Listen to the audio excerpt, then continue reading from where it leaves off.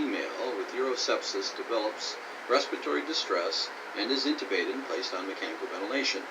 She's using the volume control, assist control mode.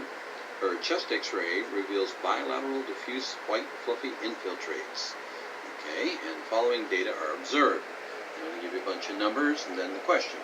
Which of the following ventilator changes would most likely improve the patient's hypotension? All right, now we've gotten to it. So the patient is hypotensive, and what we need to do is make an adjustment to improve that hypotension, take pressure off. So we'll go back to the ventilator settings. Now, it doesn't give us height and weight, so we can't estimate ideal body weight, so we'll have to go with the tidal volume of 500. The set rate is 12, that's reasonable. The total rate, notice, is 30.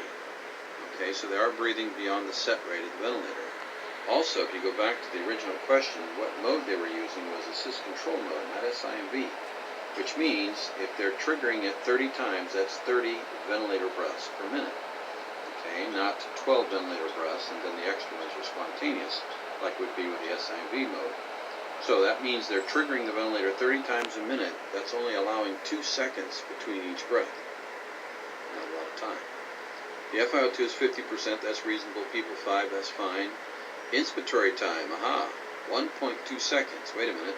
Their total rate is 30 per minute. That only leaves a total time of 2 seconds between each breath. And you're using up 1.2 seconds for inspiration. That leaves only 0.8 seconds for exhalation. You have an inverse IE ratio. There's a problem. You got to find the problem, remember, and then you'll be able to see the solution.